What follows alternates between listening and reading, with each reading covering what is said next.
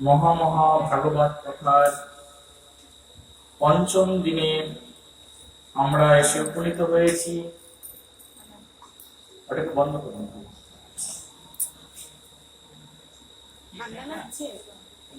বন্ধ করুন।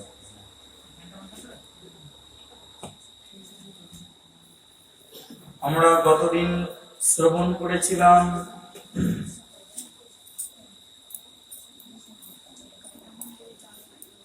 ভগবান বামন দেবের আবির্ভাব হয়েছে। কার আবির্ভাব হয়েছে? বামন দেব ভগবান আবির্ভূত হয়েছেন।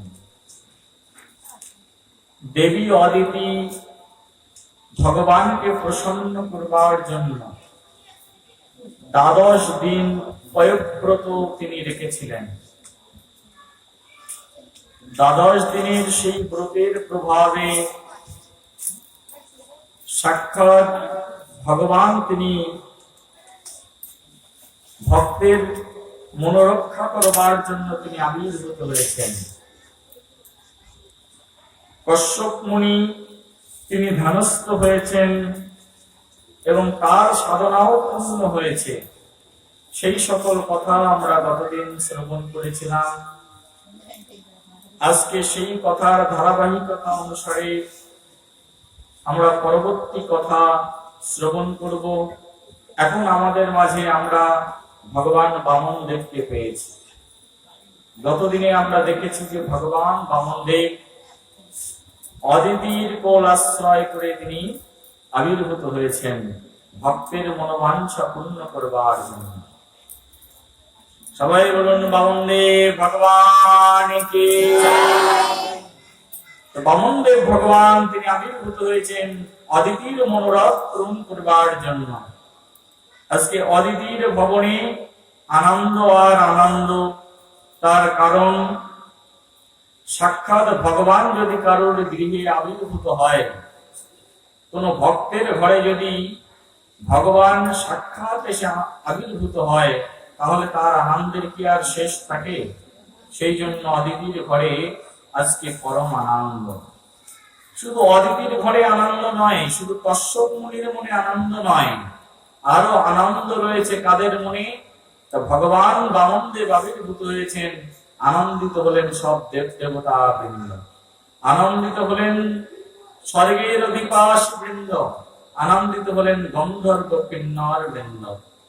ভাগবত মহাপ্রাণ বলছেন সেই আনন্দে এমন একটি পরিবেশ সৃজিত হয়েছে, এমন একটি সুন্দর লাবণ্যময় সভাগৃহ তৈরি হয়েছে, যা দর্শন করে সকলেই অভিভূত হয়েছেন যে ভগবান বামন দেবের শুভ শুভ আবির্ভাব। ভাগবত মহাপ্রাণ বলছেন সংকোদুন্দভয় নিদু মৃদঙ্গ পানময়নকা চিত্র বরিত্র তুরসনাম নির্ঘোষো তুমুলয় অপবাস।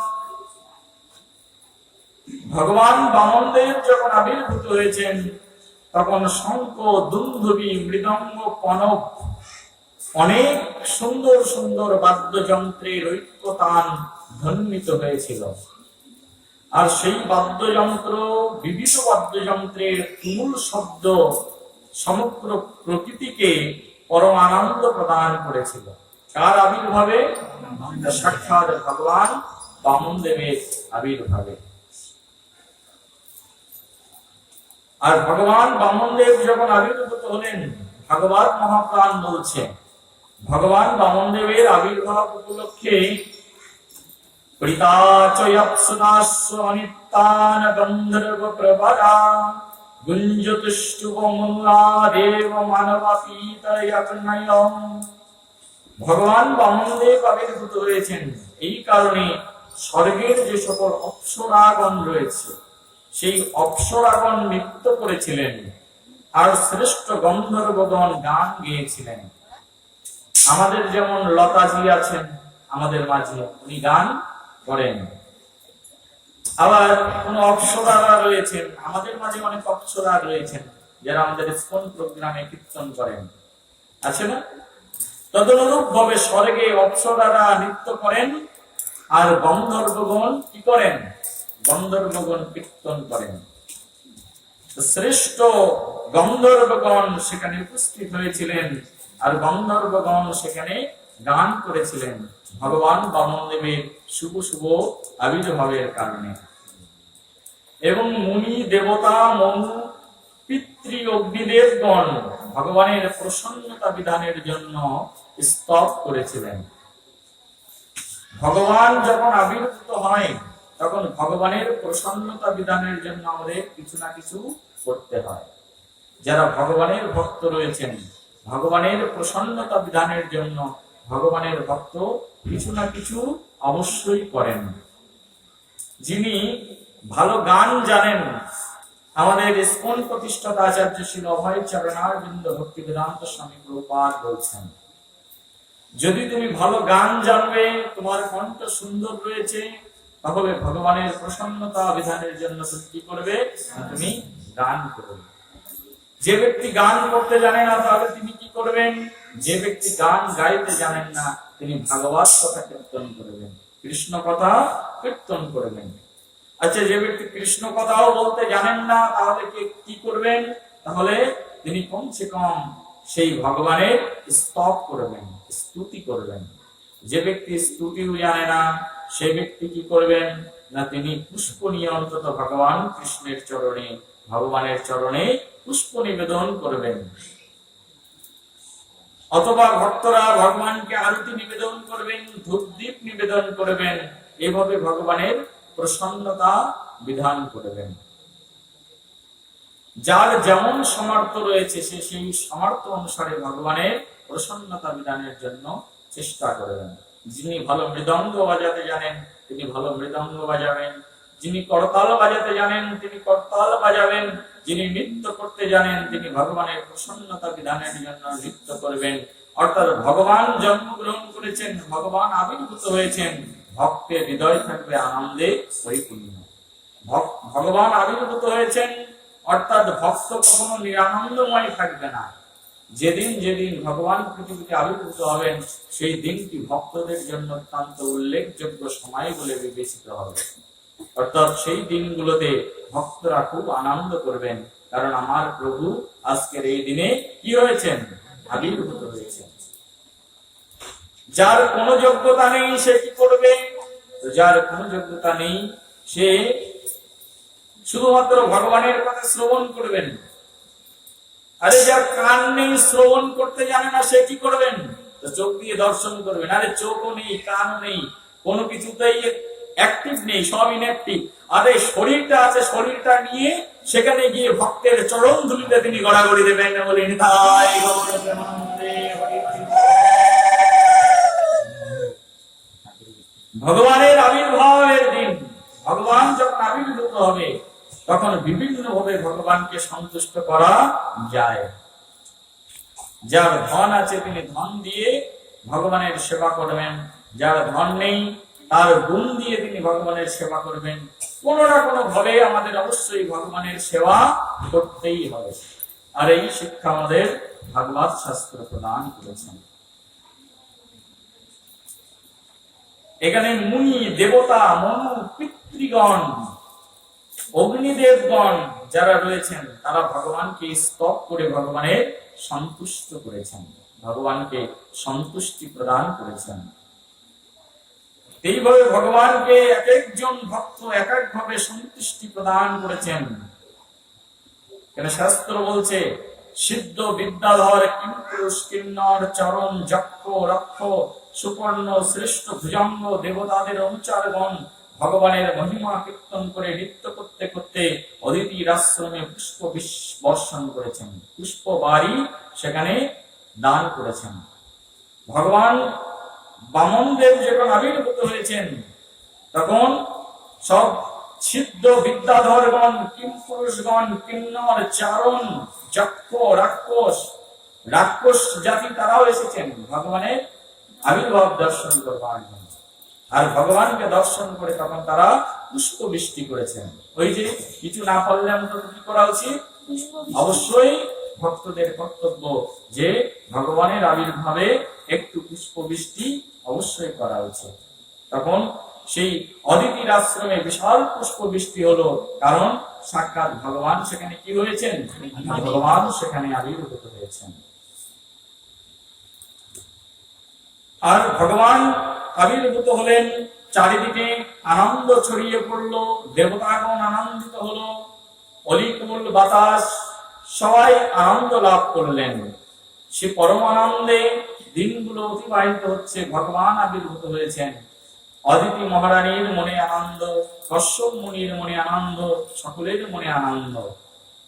আর ভগবান যেদিন আবির্ভূত হয়েছেন, অসুররাও বুঝতে পেরেছেন আজকের এই দিনে সাক্ষাৎ ভগবান আবির্ভূত হয়েছেন। অসুরদের শ্রেষ্ঠ যিনি বলি মহারাজ, তিনিও হৃদয় থেকে অনুভব করেছেন আজকের এই দিনে বড় কোনো মহাত্মা আবির্ভূত হয়েছেন। যখন এই পৃথিবীতে মহাত্মাগণ আবির্ভূত হন, যখন এই পৃথিবীতে ভগবান আবির্ভূত হন, তখন অসুররাও আনন্দ পায়। কারণ তারা আনন্দ পায় এই কারণে ভগবান আবির্ভূত হয়েছেন, আর ভগবান নিশ্চয়ই আমাকে কৃপা করবেন। অসুরদের মনেও আনন্দ হয়, কিন্তু আনন্দ বিভিন্ন ধরনের রয়েছে। আনন্দের একটি পজিটিভিটি রয়েছে, আরেকটি আনন্দ যার মধ্যে নেগেটিভিটি রয়েছে। ইতিবাচক আনন্দ কি? ইতিবাচক আনন্দ হচ্ছে আমি ভগবানের ভক্ত, আর ভক্ত রূপে ভগবানের সেবা করার মধ্যে একটা ইতিবাচক আনন্দ রয়েছে। ভগবানের সঙ্গে বৈরিভাব সম্পর্ক স্থাপনের মাধ্যমে একটি নেতিবাচক আনন্দ রয়েছে। কি আনন্দ? নেতিবাচক আনন্দ রয়েছে। ভগবানের সঙ্গে যুদ্ধ করাটাও হচ্ছে এক প্রকার আনন্দ। হিরণ্যকশিপু যখন আগের জন্মে, পূর্ব জন্মে তারা বৈকুণ্ঠের দ্বারপাল ছিল, তখন ভগবানকে বলছেন, হে ভগবান, আমাদের খুব ইচ্ছা। বৈকুণ্ঠের দ্বারপাল ছিলেন কারা? জয় বিজয়। জয় বিজয় যখন বৈকুণ্ঠের দ্বারপাল ছিলেন, তখন তাদের মনের ভিতরে ইচ্ছা হয়েছিল যে ভগবান তো সব রস আস্বাদন করেছেন, কিন্তু এই পৃথিবীতে ভগবান কিন্তু একটা রস আস্বাদন করেননি। কি রস? আর সেই রসটা হচ্ছে যুদ্ধের রস, বৈরী রস। যুদ্ধ করার মধ্যে যে পরমানন্দ রয়েছে, এটা কিন্তু ভগবান জানেন না। জয় বিজয় তখন ভাবলেন, ভগবান তো কখনো কারোর সঙ্গে যুদ্ধ করেননি, ভগবান বুঝবেন কি করে যুদ্ধের মধ্যে কি আনন্দ রয়েছে। কিন্তু ভগবানের সঙ্গে যুদ্ধ করার মতো পৃথিবীতে কে আছে? কেউ তো নেই ভগবানের সঙ্গে যুদ্ধ করার মতো। সমকক্ষ কেউ আছে? কেউ নেই। ভগবান যুদ্ধ করবে কার সঙ্গে? যুদ্ধ করতে গেলে সমকক্ষ কেউ দরকার। তখন সেই স্বর্গের দাড়ি জয় বিজয় তারা ভাবছেন, আমরা হৃষ্টপুষ্ট দেহ রয়েছে, আমরা ভগবানের দারোয়ান।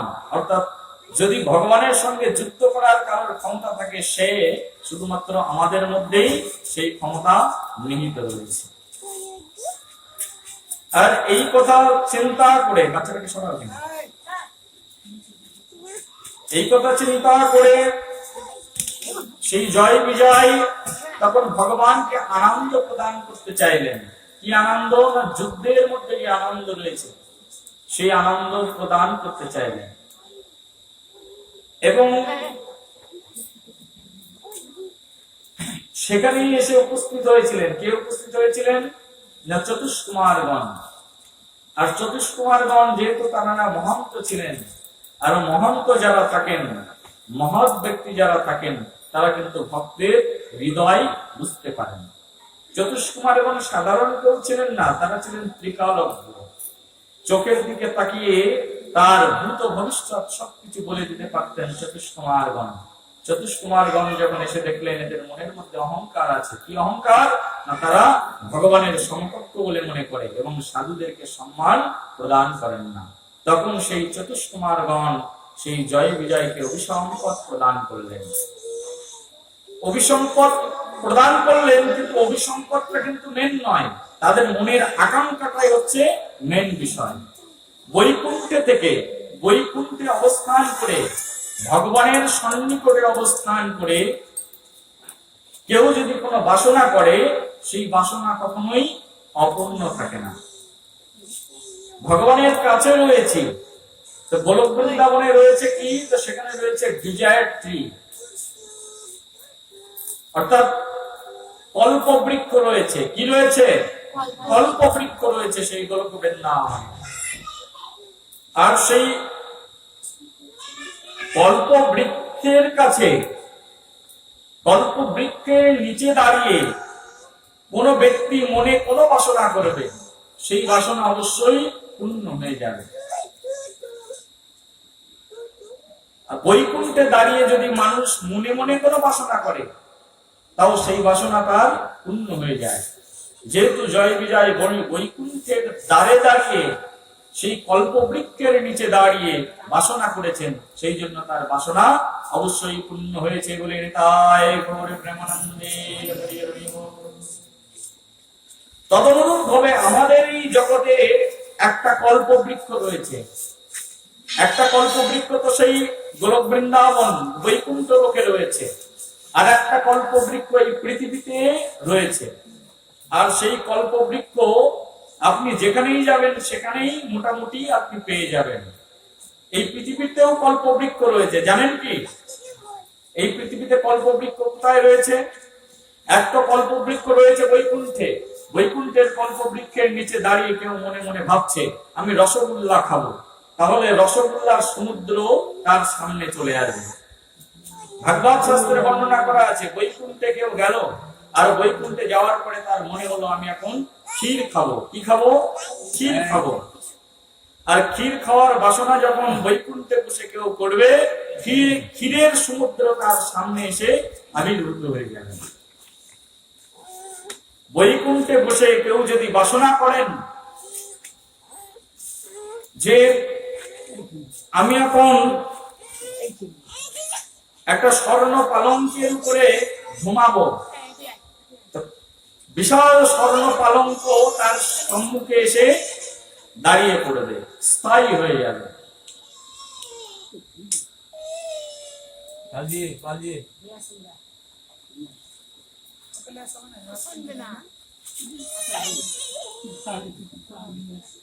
তদনুরূপ ভাবে আমাদের এই যে জগৎ, এই জগতেও সেই ধরনের কল্পবৃক্ষ রয়েছে। তো এই জগতের কল্পবৃক্ষ কোথায় রয়েছে? তো শাস্ত্র বলছে এই জগতের কল্পবৃক্ষ রয়েছে বৈষ্ণবের ছায়াতলে। কোথায় রয়েছে? বৈষ্ণবের ছায়াতলে। কোন মানুষ যদি বৈষ্ণবের চরণের কাছে বসে, এই জগতে কোন মানুষ বৈষ্ণবের চরণের কাছে বসে বসে যদি মনের ভিতরে কোনো বাসনা করে, শাস্ত্র বলছে তাহলে তার বাসনা অচিরাত পূর্ণ হয়ে যায়।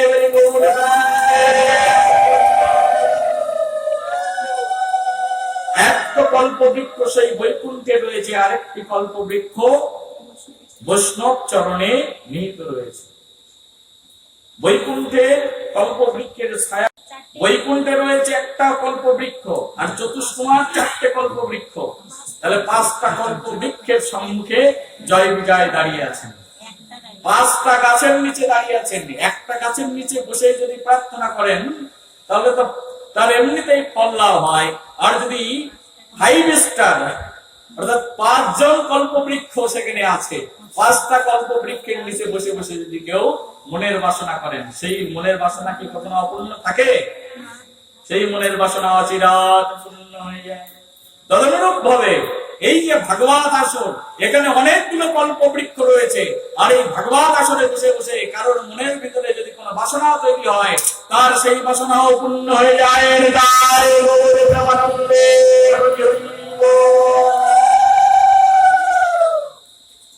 সেই জন্য ভাগবত আসরে বসবার জন্য আমাদেরকে হৃদয় মন শুদ্ধ করে বসতে হয়। ভাগবত আসরে বসে আপনি মনে মনে চিন্তা করছেন আমার বাড়িতে একটা কাঁঠাল গাছ আছে, কাঁঠাল গাছে কাঁঠাল হয় না, যেদিন কাঁঠাল হবে সেই দিন ভগবানকে একটা কাঁঠাল খাওয়াবো। মনের মধ্যে বাসনা করলেন, দেখবেন ঠিক পরের বছর আপনার কাঁঠাল গাছে সত্যি সত্যি কাঁঠাল ফুলে গেছে বলে নিতে হয়। এমন অনেক প্র্যাকটিক্যাল এক্সাম্পল রয়েছে। অনেক ভক্তরা বলেছেন প্রভু যখন ভাগবত কথায় বসে থাকি আর মনের মধ্যে যে বাসনা করি সেই বাসনা কিন্তু আমার পূর্ণ হয়ে যায়। কেউ যদি হরিনাম জপ করেন, হরে কৃষ্ণ মহামন্ত্র জপ করছেন, আর জপ করতে করতে আপনার মন চলে গেছে একদম মাসির বাড়িতে। মাসির বাড়ি আমি দেখেছিলাম, আমার একটা মাসি রয়েছে, সেই মাসির বাড়ির পাশে একটা বাড়ি রয়েছে, আর সেই বাড়িতে অনেক সম্পদ সম্পত্তি রয়েছে। সেই বাড়িতে শুধুমাত্র একজন বৃদ্ধ দারোয়ান রয়েছে। দারোয়ানকে টপকে যদি ওই ঘরের মধ্যে ঢুকা যেত, আর সেই ঘরের মধ্যে ঢুকলে সেখান থেকে অনেক সম্পদ সম্পত্তি আমি চুরি করতে পারতাম। মনে মনে বাসনা করলেন তো সেই বাসনা অনুসারে আপনার ফল অবশ্যই লাভ হয়ে যাবে। সেই জন্য ভাগবত আসনে বসে আমাদের কখনো অসৎ চিন্তা করতে নেই। ভগবানের সম্মুখে বসে আপনাদের সবসময় নেগেটিভ চিন্তা না করে পজিটিভ চিন্তা অবশ্যই করা উচিত। কারণ আপনি যে ভাগবত আসনে বসে আছেন, এখানে ভাগবত রূপে ভগবান একটি কল্প বৃক্ষ রূপে এখানে বসে আছেন। কে কল্প বৃক্ষ? এক কল্প বৃক্ষ হচ্ছে বৈকুণ্ঠ।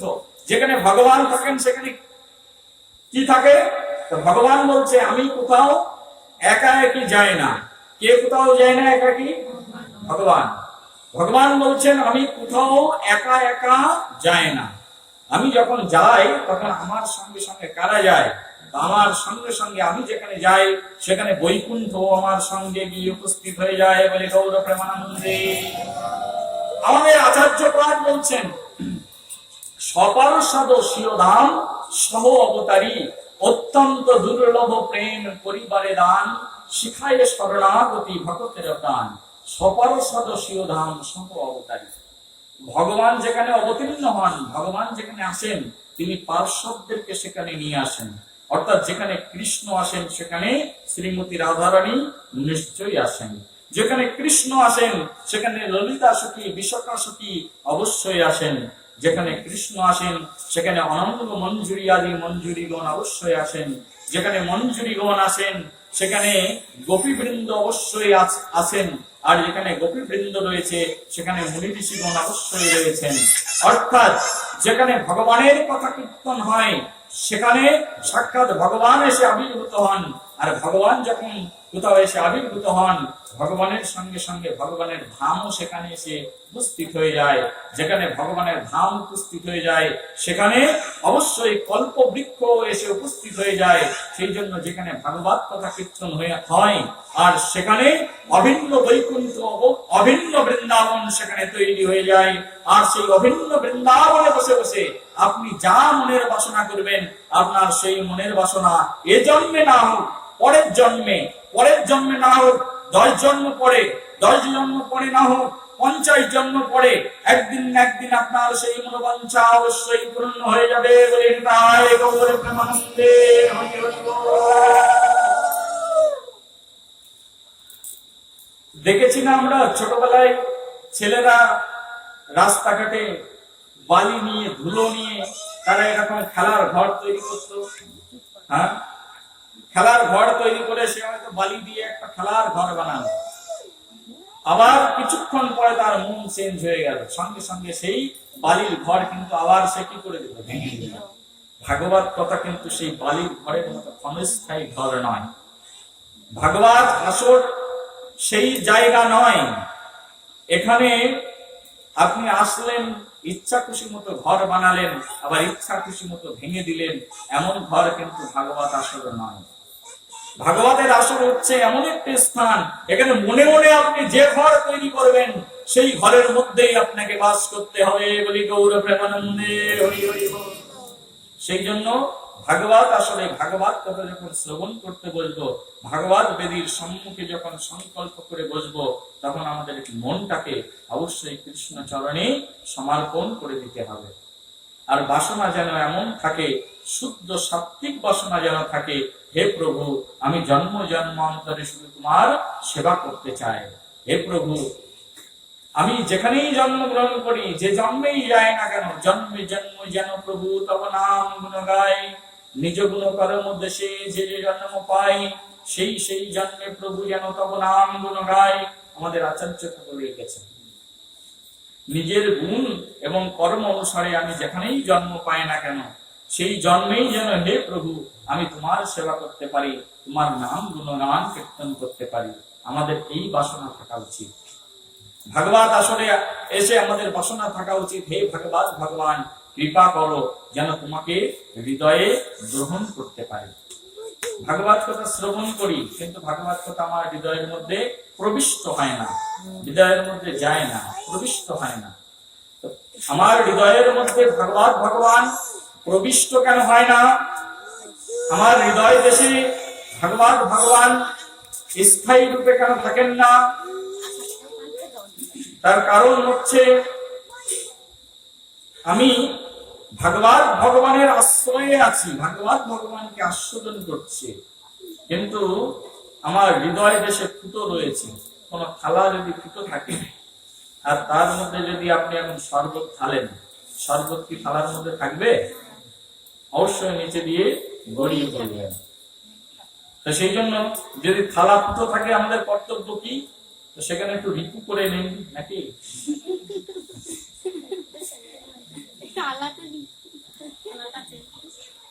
থালা যদি ফুটো থাকে তাহলে সেটাকে একটু রিপেয়ার করে নিন, তবুও আপনি কি করতে পারবেন? শরবত ধরে রাখতে পারবেন। তদনুরূপ ভাবে আমাদের হৃদয়ের মধ্যে যে পাত্র নিয়ে আমরা বসেছি সেই পাত্রের মধ্যে অনেক ছিদ্র রয়েছে, একটি দুটি ছিদ্র নয়, সহস্র ছিদ্র রয়েছে। আর যার পাত্রে বেশি ছিদ্র আছে সে যতই শুনুক না কেন ততই পড়ে যাবে। যার পাত্রে অল্প ছিদ্র রয়েছে অল্প অল্প করে পড়ে, একটু টাইমে পড়ে। কিন্তু যার পাত্রের মধ্যে অনেক ছিদ্র রয়েছে তার পাত্রে কি হবে? দেওয়ার সঙ্গে সঙ্গে ঝরঝর করে পড়ে যাবে। তাই যাবে কি যাবে না?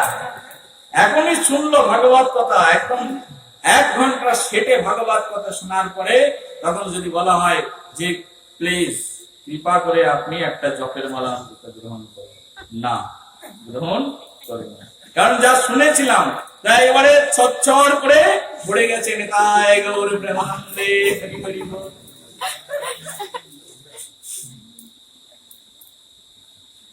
সেই জন্য আমাদের রিপেয়ার করতে শিখতে হবে, আমাদের মনটাকে স্বচ্ছ করতে শিখতে হবে। সেই জন্য কি করে আমরা আমাদের মনটাকে, আমাদের হৃদয় থেকে কৃষ্ণ চরণে সমর্পণ করতে পারি?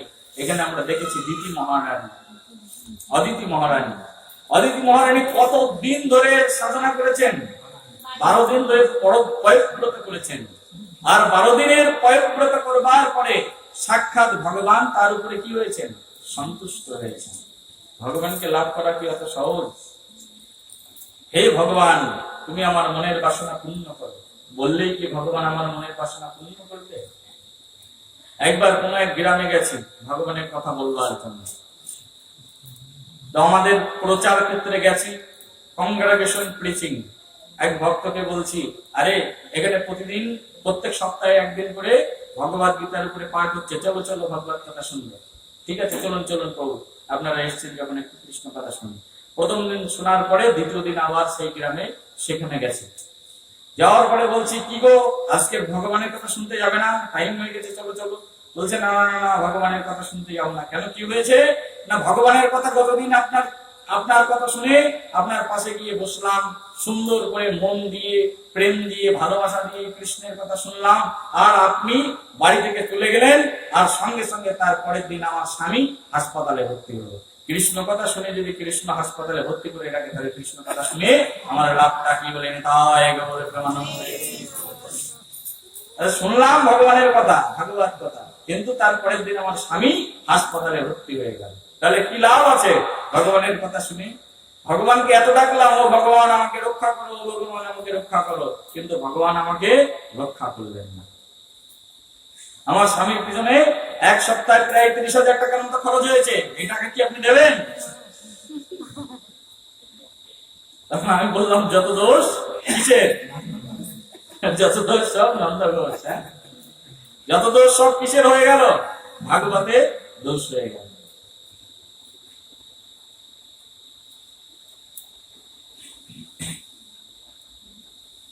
তার অনাদি অনন্ত জন্মের কর্মফলের কোন দোষ নেই। দোষ কিসের? সব দোষ হচ্ছে ভাগবতের। ভাগবত পাঠ শুনেই তার স্বামী অসুস্থ হয়ে গেল। আমি বলছি চলো চলো তোমার স্বামীকে একটু দেখবো। দেখে আর কি হবে, ঠিক আছে দেখতে যখন চাইছেন আসুন দেখুন। দেখি সে স্বামী সেখানে একদম মাজা মটকে বসে আছে। কি হয়েছে না, ঘরের সিঁড়ি থেকে পড়ে গিয়ে মাজা মাজা মটকে একদম অবস্থা খারাপ। তো তখন আমি তার স্বামীকে দেখে আমি বলছি কি, শোনো তোমাকে দুটো কথা বলি। হ্যাঁ বলো। কথা হচ্ছে এই দেখো, তোমার স্বামী কিন্তু এখন মরিনি। আমি বলছি কেন তোমার স্বামী মরেনি বলো তো? বলছি কেন? তা তুমি যে ওই যে ভাগবত কথা শুনে এসেছিলে না, আর ওই ভাগবত কথা শুনবার জন্য তোমার স্বামী এখন পর্যন্ত তোমার স্বামীকে তুমি দেখতে পাচ্ছ। নাহলে ওই দিনটাই তোমার স্বামীর হয়তো তোমার মৃত্যু যোগ ছিল, কিন্তু তুমি ভাগবত কথা শ্রবণ করে যে পুণ্য অর্জন করেছো, সেই পুণ্যের প্রভাবে, সেই ভগবানের প্রভাবে আজকে হয়তো তোমার স্বামী জীবিত আছে বলে আমরা মনে করি ভগবানের পথে আসলে, ভগবানের কথা শ্রবণ করলে আমাদের বিপদ বেশি হবে। বিপদ বেশি হবে ঠিক, কিন্তু বিপদ আজকে না হোক কালকে, কালকে না হোক পরশু, কোনো না কোনো দিন বিপদ অবশ্যই আমাদের জীবনে হবে। কিন্তু যখন কোনো ভক্ত ভগবানের ভক্তে পরিণত হয়, ভগবান তখন তাকে বেশি বেশি করে তার যে কর্মফল রয়েছে সেই কর্মফলগুলো তাকে প্রদান করেন। আমাদের পিতামহ বিশ্বদেবের কথা আমরা শুনেছি না শুনিনি? পিতামহ বিশ্বদেব তিনি সরসজ্জার উপরে শুয়ে আছেন। কিসের উপরে? সরসজ্জার উপরে পিতামহ বিশ্বদেব শুয়ে আছেন। সেখানে দেবল, নারদ, ব্যাস আদি মহান মহান ঋষিরা সেখানে উপস্থিত আছেন। আর সেখানে উপস্থিত আছেন সাক্ষাৎ ভগবান কৃষ্ণচন্দ্র। ভগবান কৃষ্ণচন্দ্রকে মহাত্মারা প্রশ্ন নিবেদন করছেন। সমগ্র মহাভারতের যিনি ধর্মের স্তম্ভ তিনি হচ্ছেন কে? বিশ্বদেব। সমগ্র মহাভারতের যিনি ধর্মের স্তম্ভ তিনি হচ্ছেন বিশ্বদেব। যার কারণে ধর্ম সুপ্রতিষ্ঠিত থাকে, যার কারণে অধর্ম প্রবেশ করতে ভয়ে ভীত হয়, কম্পিত হয়। কলি যাকে ভয় পায়, সেই ধর্মের প্রতীক স্বরূপ, সেই ধর্মের স্তম্ভ স্বরূপ সাক্ষাৎ বিশ্বদেব মৃত্যুর সময় এত কেন যন্ত্রণা ভোগ করছেন? বিশ্বদেব 100 জন্মের মধ্যে কোনো অপরাধ করেননি। কত জন্ম? একটা দুটো জন্ম নয়, 100 জন্মের মধ্যে বিশ্বদেব কোনো অপরাধ করেননি। বিশ্বদেব জানেন, তিনি বলছেন আমি 100 জন্মের মধ্যে একটা অপরাধ করিনি, তাহলে আমি কোন কর্মফলের কারণে আজকে কষ্ট পাচ্ছি? ভগবান কৃষ্ণ বলছেন 100 জন্মের কথা বিশ্বদেব তুমি জানো, তার পূর্ব জন্মের কথা তুমি জানো না, সেটি আমি তোমাকে শোনাচ্ছি। তুমি শোনো। 100 জন্ম আগে একবার তুমি রথ চালিয়ে যাচ্ছিলে, আর যখন তুমি রথ চালিয়ে যাচ্ছিলে তোমার রাস্তার সামনে একটা সর্প শুয়েছিল।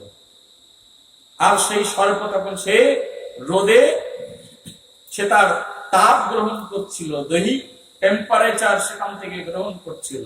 তুমি তোমার রথের সারথিকে আদেশ করলে যে সেই সাপটিকে যেন সযত্নে বাইরে ফেলে দিয়ে আসা হয়। সাপটিকে তোমার সেই সার্ভেন্ট সারথি সে তার বানের ডোগায় তুলে তারপরে সে সেই সাপটিকে দূরের জঙ্গলে ফেলে দিল।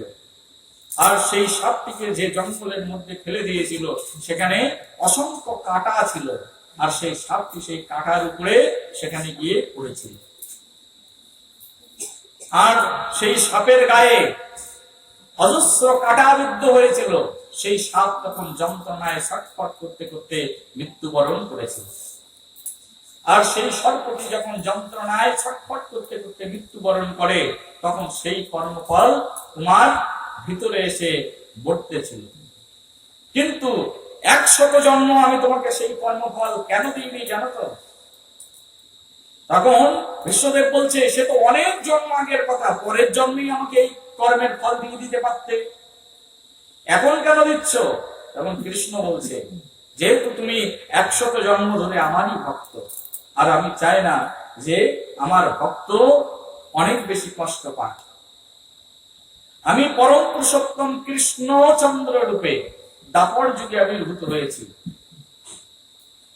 100 জন্ম পরে এসে তোমাকে এই কর্মফল দিচ্ছে এই কারণে, যদিও তুমি যন্ত্রণায় ছটফট করছো, কিন্তু আজকে যখন তুমি আমাকে সামনাসামনি দর্শন করছো, তখন তোমার যন্ত্রণাটা কিছুটা হলেও কি হবে, কম হয়ে যাবে। কিন্তু পরের জন্মে আমি তখন আবির্ভূত হয়নি, আর যখন পরের জন্মে আমি তোমাকে এই কর্মফল দিতাম, তখন হয়তোবা তুমি সহ্য করতে পারতে। সেই জন্য 100 জন্ম পরেও আমাদের কি করতে হয়, কর্মের ফল ভোগ করতে হয়। শুধু 100 জন্ম নয়, লক্ষ জন্ম পরেও আমাদের সেই কর্মের ফল ভোগ করতে হয়।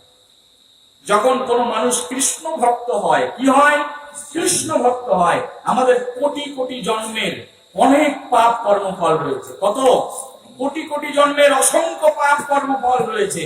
যখন এক জন্মে মানুষ কৃষ্ণ ভক্ত হয়, সেই কৃষ্ণ ভক্ত হলে ভগবান তাকে যত কর্মফল পিছনের দিকে রয়েছে, সেই কর্মফলকে ভগবান ওই ভক্ত জন্মেই তাকে কি করেন, প্রদান করেন। প্রদান কেন করেন? কারণ ভক্ত হয়ে সে যদি কর্মফল গ্রহণ না করে, সেই কর্মফলের দরুন তাকে পৃথিবীতে আবার আসতে হবে। আর কর্মফল যদি একেবারে শেষ হয়ে যায়, তাহলে সে নির্দ্বিধায় নিশ্চিন্তে ভগবান কৃষ্ণচন্দ্রের সেই যে দিব্য ধাম রয়েছে, সেই গোলক বৃন্দাবন ধাম, সেই গোলক বৃন্দাবন ধামে সে নিশ্চিন্তে নির্দ্বিধায় উন্নীত হতে পারবে বলে তাই গৌর প্রেমানন্দে হরি হরি বল। কর্মফল এমন যে 100 জন্ম পরেও আমাদের সেই কর্মফল কি করতে হয়, ভোগ করতে হয়। সেই জন্য কর্মফল আমাদেরকে ভোগ করতেই হবে। সেই জন্য কৃষ্ণ ভক্তরা অনেক সময় দুঃখ ভারাক্রান্ত হৃদয়ে বসে থাকেন। আরে ভগবানের ভক্ত হলাম আর আমার জীবনে এত দুঃখ আসছে, ভগবানের ভক্ত হলাম মানুষ আমাকেই বেশি করে নিন্দা করছে, ভগবানের ভক্ত হলাম আর সঙ্গে সঙ্গে আত্মীয় স্বজন বন্ধু বান্ধব সবাই আমাকে মিলে এত বেশি ধিক্কার করছে। আরে এগুলো তো সাধারণ ব্যাপার, এগুলো তোমাকে সহ্য অবশ্যই করতে হবে। আর তুমি যখন ধৈর্য ধারণ করবে, যখন তুমি তোমার এই কর্মের ফলগুলো গ্রহণ করবে, তখন তোমার দেহ রেক্টিফিকেশন হবে, তুমি তখন পিউরিফাই হবে, তুমি তখন শুদ্ধ হবে।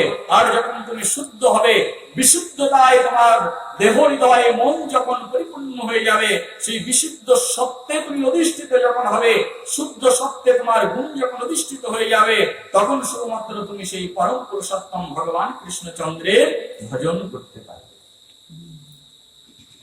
সেই জন্য ভগবান কৃষ্ণের ভজন করবার জন্য আমাদের জীবনে অনেক দুঃখ আসতে পারে, আর সব দুঃখ আমাদেরকে একের পর এক সহ্য করতে হয়। যত তোমার জীবনে দুঃখ ঘনিয়ে আসবে, মনে করবে যে ততই তোমার সম্মুখে আলোকবর্তিকা নিয়ে ভগবান এগিয়ে আসছে। যার জীবনে যত বেশি অন্ধকার রয়েছে, তার জীবনে তত কাছেই সন্নিকটেই আলোর পিণ্ড রয়েছে। যেখানে অন্ধকার অনেক গভীর হচ্ছে, আলো তার ততই সন্নিকটে আসছে। সেই জন্য দুঃখ আসলে ভেঙে পড়া নয়। যখন নতুন আমরা কৃষ্ণ ভক্ত হব, তখন পাড়া প্রতিবেশী আমাদেরকে নিন্দা করবেন, আশেপাশের মানুষ আমাদেরকে নিন্দা করবেন, কপালে তিলক কেটে যখন বাইরে বেরোবো, সকলে আমাদেরকে ভণ্ড বলে আমাদেরকে গালাগালি করবেন। করবেন কি করবেন না? তখন বলবে ভণ্ডের দল যাচ্ছে। সাধু সঙ্গ যখন করব, তখন সাধু সঙ্গের মধ্যে গেলে সেখানে কম বেশি সমালোচনা কীর্তন হবে। কারণ একটা ফ্যান দেখেছেন তো, এই যে ফ্যানটা ঘুরছে, ঘুরছে কি ঘুরছে না? ফ্যানটা যে ঘুরছে, এখন যদি আপনি ফ্যানটা এখান থেকে স্টপ করে দেবেন, ফ্যানটা কিন্তু সঙ্গে সঙ্গে দাঁড়িয়ে যাবে না। দাঁড়িয়ে যাবে কি? ফ্যানটা বন্ধ হতে, ফ্যান আপনি বিদ্যুৎ লাইন থেকে কিন্তু আপনি ডিসকানেক্টেড করে দিয়েছেন, তারপরে ওই ফ্যানটা স্টপ হতে একটা নির্দিষ্ট জায়গায় দাঁড়াতে তার কমসে কম 1 মিনিট 2 মিনিট সময় অবশ্যই লাগবে। লাগবে কি লাগবে না? আরে সবে মাত্র তো কৃষ্ণ ভক্ত হয়েছি, আমার হৃদয় এখনো পিউরিফাই হয়নি, অর্থাৎ আমার ভিতরে এখনো সমালোচনা রয়েছে, এখন আমার হৃদয়ের মধ্যে আসরিক প্রবৃত্তি রয়েছে, যা যা পিছনে করতাম সেগুলো এখনো রয়েছে, এখনো যায়নি, যেতে কিছুটা টাইম অবশ্যই লাগবে। সেই জন্য আমরা একেবারে সবাই পাপ মুক্ত নই, সকলে আমরা একেবারে নির্মল চরিত্রের নই, সবে মাত্র তো কৃষ্ণ ভক্ত হয়েছে, সময় তো নিশ্চয়ই লাগবে। কিন্তু সেই জন্য একজন আরেকজনকে অবশ্যই সহ্য করতে হবে, একজন আরেকজনকে অবশ্যই প্রেম আদর করতে হবে, ভালোবাসা প্রদান করতে হবে। আর এর মধ্যেই পরম শান্তি, পরম তত্ত্ব নিহিত রয়েছে। বলে কৃষ্ণচন্দ্র ভগবান কি জয়, জয় রাধা রমন লাল কি। মহা ভগবতে কথা কি জয় জয় নিতাই গৌর প্রেমানন্দে।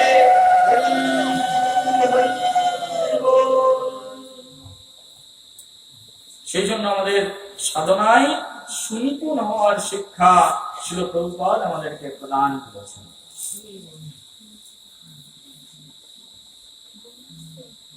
তো ভগবান বামনদেব তিনি যখন আবির্ভূত হয়েছেন, বামনদেবের আবির্ভাবে শুধুমাত্র কিন্তু দেবতারা আনন্দ পাননি। কারা আনন্দ পেয়েছেন? অসুররাও কিন্তু বামনদেব ভগবানের আবির্ভাবের কারণেই আনন্দ পেয়েছেন। কারণ ভগবানের একটি নাম হচ্ছে সচ্চিদানন্দ। কি? সচ্চিদানন্দ। তার মানে ভগবানের মধ্যে আনন্দ রয়েছে। শত্রুরাও ভগবানের আবির্ভাবের জন্য কি পান? হৃদয়ের মধ্যে আনন্দ পান। ভগবান যদি আবির্ভূত হয় এমন কোন প্রাণী নেই যিনি আনন্দ পান না। শত্রুরা তারা বৈরী ভাব অবলম্বন করে তারা আনন্দ পান। আবার যারা ভগবানের ভক্ত রয়েছে তারা পজিটিভ দিক বিবেচনা করে তারা কি? আনন্দ অবশ্যই আস্বাদন করেন।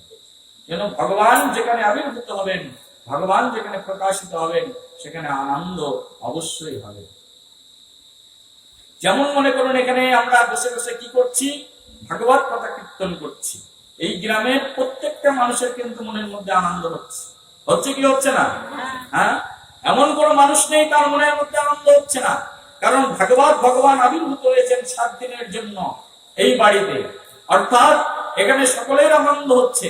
যারা ভগবানের ভক্ত তারাও আনন্দ পাচ্ছেন, আর যারা ভগবানকে শত্রু বলে মনে করে, যারা ভগবানকে কথায় কথায় গালাগালি করে, তারাও কিন্তু আনন্দ পাচ্ছেন।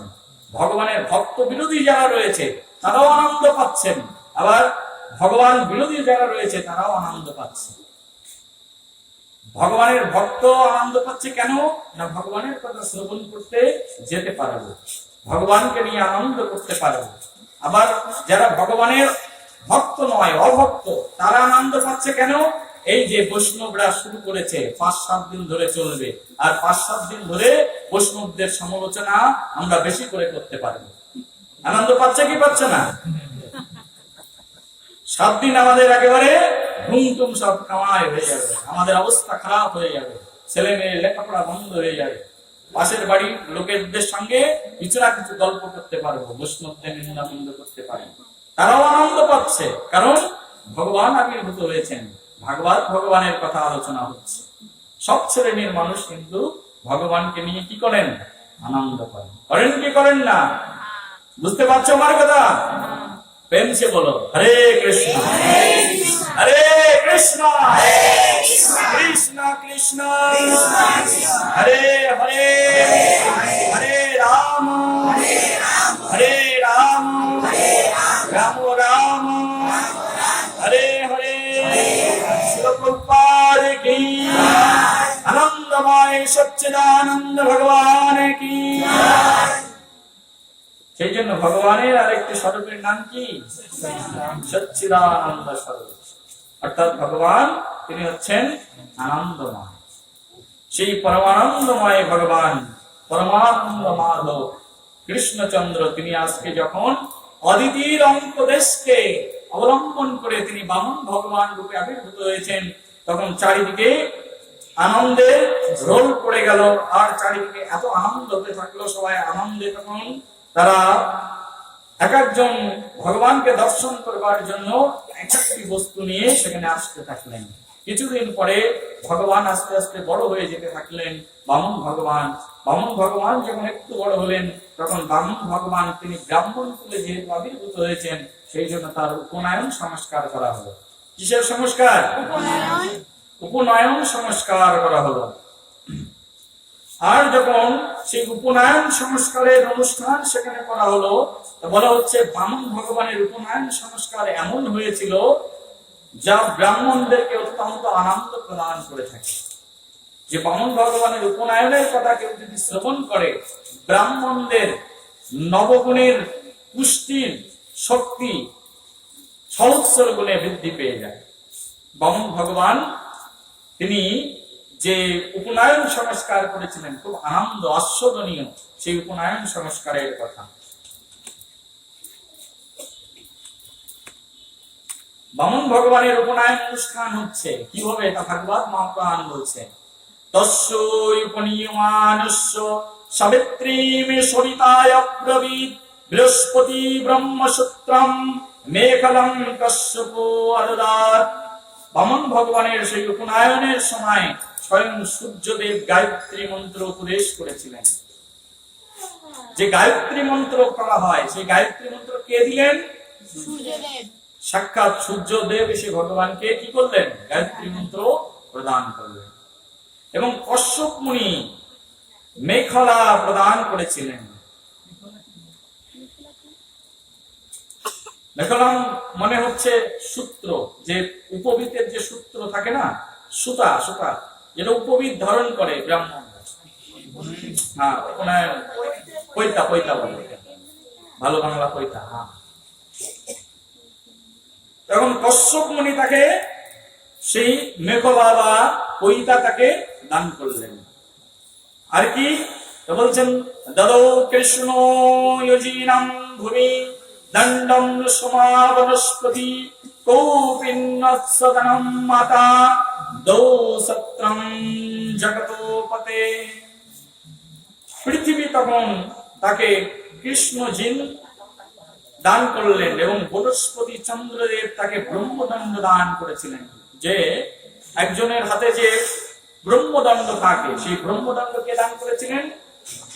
চন্দ্রদেব তাকে সেই ব্রহ্মদণ্ড দান করেছিলেন। মা অদিতি বামন ভগবানকে কৌপিন দান করেছিলেন এবং স্বর্গের অধিপতিগণ তাকে একটি ছত্র প্রদান করেছিলেন, ছাতা প্রদান করেছিলেন। বামন ভগবানকে কেমন করে সব ভক্তরা সাজিয়েছেন চিন্তা করুন। তার হাতে রয়েছে দণ্ড, মাথার উপরে রয়েছে ছাতা, পরনে রয়েছে কৌপিন, আর সঙ্গে সঙ্গে তার গলে রয়েছে উপবীত এবং সূর্যদেবের পুষ্পমন্ত্র। এগুলো দিয়ে বামন ভগবানকে সুসজ্জিত করা হয়েছে। আর বামন ভগবানের হাতে একটি কমণ্ডলু রয়েছে, আর সেই কমণ্ডলুটি দান করেছিলেন সাক্ষাৎ ব্রহ্মাজি। কে দান করেছেন? ব্রহ্মাজি। সাক্ষাৎ ব্রহ্মা বামন ভগবানকে কমণ্ডলু দান করেছেন। সপ্তর্ষিগণ বামন ভগবানকে কুশ দান করেছেন। কুশ না হলে জলকে আসমন শোধন করা যায় না, সেই জন্য ব্রাহ্মণরা কুশ ব্যবহার করে থাকেন। এবং সাক্ষাৎ মা সরস্বতী, দেবী সরস্বতী, তিনি কি করেছেন? রুদ্রাক্ষের মালা সেই বামন ভগবানকে দান করেছেন। এইভাবে বামন দেবের উপনয়ন হলো। যক্ষরাজ কুবের, যক্ষরাজ কুবের যিনি স্বর্গের সবচেয়ে বড় ধনী, স্বর্গের আম্বানি। হ্যাঁ, যক্ষরাজ কুবের বামন ভগবানকে একটা পাত্র দিয়েছেন। কিসের পাত্র জানেন তো? ভিক্ষার পাত্র প্রদান করেছেন। যক্ষরাজ কুবের দান করেছেন ভগবানকে কিসের পাত্র? ভিক্ষার পাত্র দান করেছেন। আর প্রথম ভিক্ষা সাক্ষাৎ বামন ভগবানকে যিনি দিলেন তিনি হচ্ছেন ভাগবতী দেবী। তস্মাদিত্য প্রিয়তায় চক্রাদং পত্রিকামদাৎ ভিক্ষং ভগবতী সাক্ষাদমক্ষং অম্বিকাদং সতী। প্রথমেই ভগবান শ্রী বামন দেবকে কে ভিক্ষা প্রদান করলেন? না, ভগবতী দেবী। তিনি এই প্রথম ভিক্ষা, জগৎ মাতা, তিনি প্রথম ভিক্ষা সেই বামন ভগবানকে প্রদান করলেন।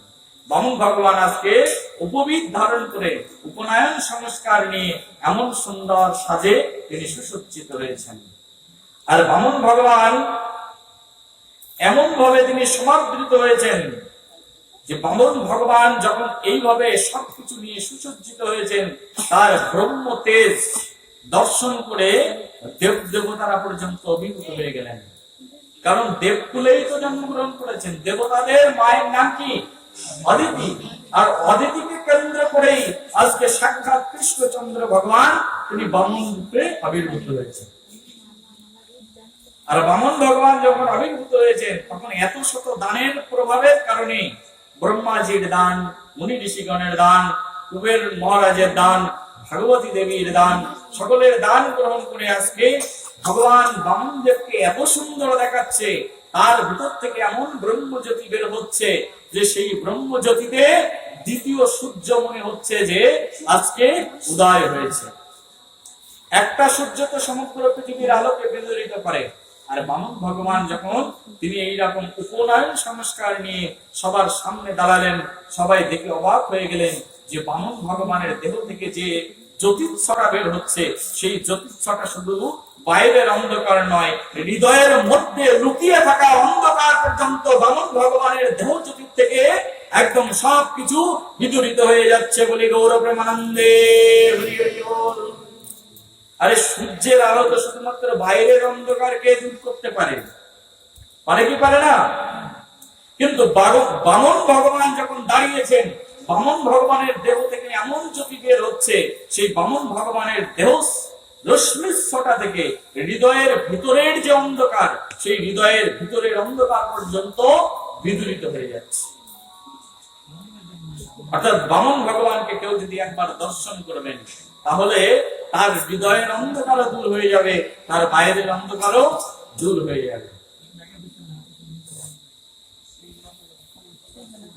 আর সেই সময় বামন ভগবান যখন সেই ভিক্ষার পাত্র হাতে নিয়ে তিনি আজকে উপনয়ন সংস্কার গ্রহণ করে কি করতে হয়? ভিক্ষা করতে হয়। দীক্ষার পরে কি করে মানুষ? ভিক্ষা করেছেন না করেননি? হ্যাঁ, দীক্ষা নেওয়ার পরে আমরা ভিক্ষা করেছি না করিনি? দীক্ষা নেওয়ার পরে অবশ্যই আমরা ভিক্ষা করেছি। আজকে উপনয়ন সংস্কার নিয়ে বামন ভগবান যখন সাক্ষাৎ ভিক্ষা করতে বেরিয়েছেন, সেই ভিক্ষার পাত্র নিয়ে তিনি ভিক্ষা করতে বেরিয়েছেন। যেখানে যাবেন সেখান থেকে কিছু না কিছু নেবেন। বামন ভগবান শুনলেন। কি শুনলেন? বামন ভগবানের শোনা লাগবে না, তিনি আগে থেকেই জানেন। কিন্তু ভাগবত মহাপুরাণ বলছেন বামন ভগবান শুনতে পেলেন, শ্রুতায়স্য মেধৈ জগন্নাম ইউরিজিতম বলিম ভেগুনাম উপকল্পতৈ ততো জগম তত্রয়োকিল সার সম্ভুত ভারুণে গাম সন্নয়ম পদে পদে। তখন সেই বামন ভগবান শ্রবণ করলেন যে ভৃগু বংশীয় ব্রাহ্মণদেরকে নিয়ে বলি মহারাজ এক বিশাল অশ্বমেধ যজ্ঞের আয়োজন করেছেন। আর সেই অশ্বমেধ যজ্ঞে বলি মহারাজ সকলকে অনেক দান ধান করছেন।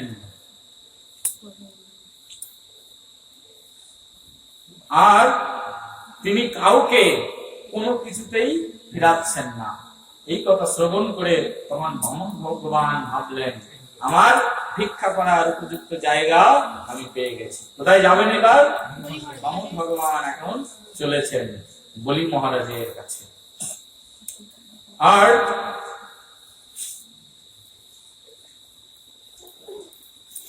বামন ভগবান তখন বলি মহারাজের কাছে যাচ্ছেন। নর্মদা নদীর তটে ভৃগকচ্ছ নামক স্থানে, নর্মদা নদীর তটে ভৃগকচ্ছ নামক স্থানে সেই ভৃগবংশীয় ব্রাহ্মণরা সেখানে সেই বিশাল যজ্ঞের আয়োজন করেছিলেন। আর বামন ভগবান সেখানে গিয়ে উপস্থিত হলেন। বামন ভগবান যখন দূর থেকে সেই যজ্ঞ অনুষ্ঠানে ঢুকছেন, তখন একটা আশ্চর্যজনক সেই দৃশ্য দর্শন করে সেই ব্রাহ্মণরা তখন বলছেন,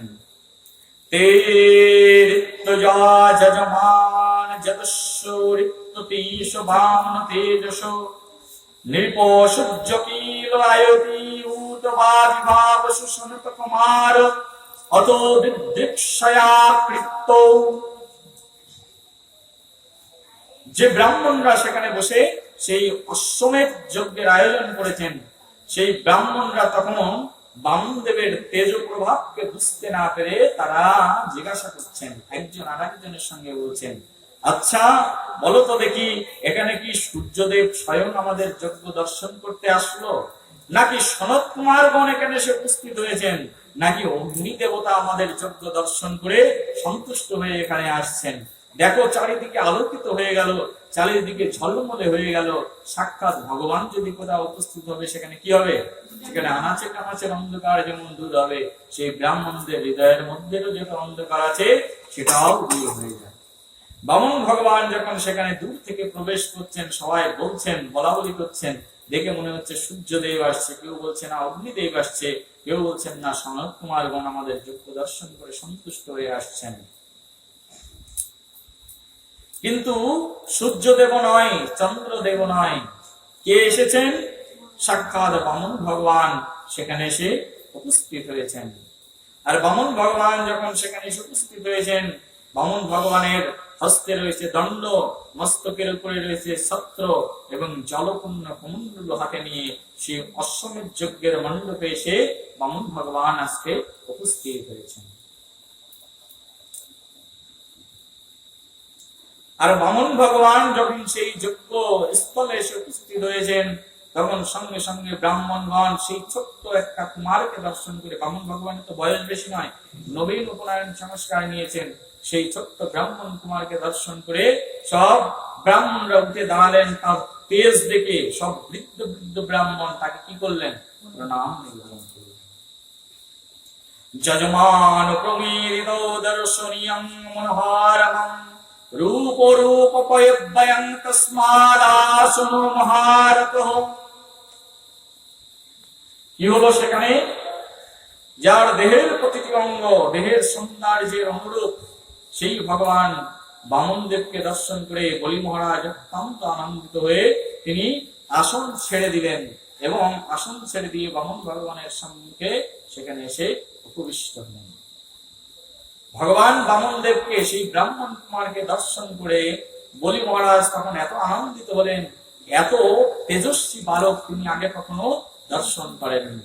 বলি মহারাজ সেই বালককে দর্শন করে, ব্রাহ্মণকে দর্শন করে তিনি মনের মধ্যে আনন্দিত হলেন।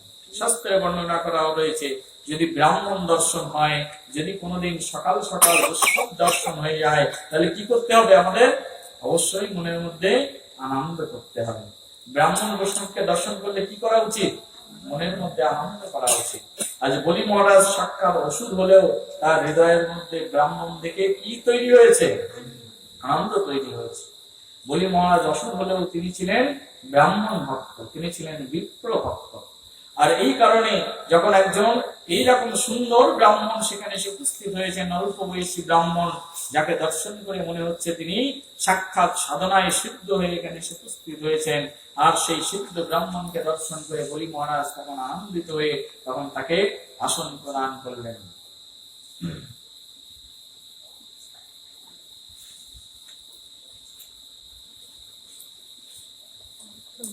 আর আসন তো প্রদান করলেন, সঙ্গে সঙ্গে কি করলেন? তখন ব্রাহ্মণ বৈষ্ণবকে দর্শন করলে কি করতে হয় তা এখানে শাস্ত্র বলছেন।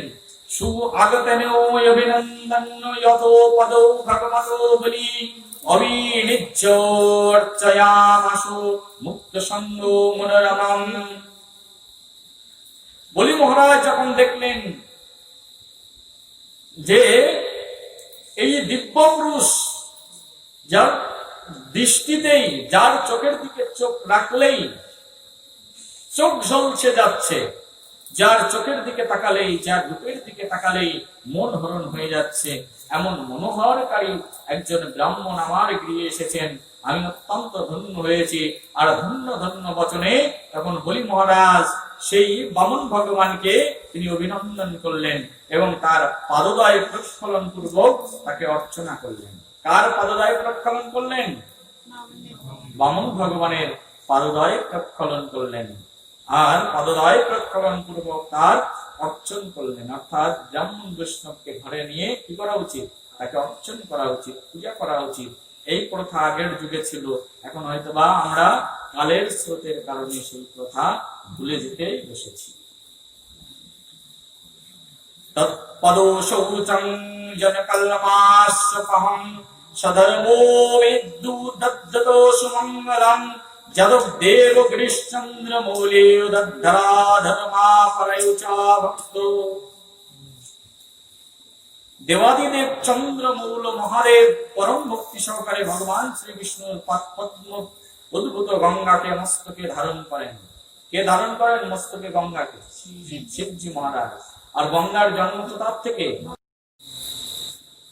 আর সেই গঙ্গা দেবী যার চরণ থেকে উদ্ভূত হয় সেই ভগবান, আর ভগবানের চরণোদ্ভূত গঙ্গাকে শিব কোথায় রাখবেন বুঝতে পারছেন না, তিনি তার মস্তকে ধারণ করে রেখেছেন। ভগবানের চরণামৃতের এত মহিমা রয়েছে। আর সেই গঙ্গাকে যে শিব তার মস্তকে ধারণ করেন, আজকে ধর্মজ্ঞ বলি মহারাজ মহাদেবের পদাঙ্ক অনুসরণ করলেন। শাস্ত্রে বলা হচ্ছে কার পদাঙ্ক অনুসরণ করেছেন? শিবের পদাঙ্ক অনুসরণ করেছেন। আর শিবের পদাঙ্ক অনুসরণ করে ভগবানের পদপ্রক্ষালনের জল তার মস্তকে ধারণ করলেন। বলি তাই গৌর প্রেমানন্দে হরি হরি বল। ব্রাহ্মণ বেশে ভগবান এসেছেন। ভগবানের চরণ ধুলি পাওয়ার আশা এই পৃথিবীতে কে বা না করে? করে তো সবাই নাকি? ভগবানের চরণ ধৌত জল গ্রহণ করার আকাঙ্ক্ষা এই জগতে সবাই করে কি করে না?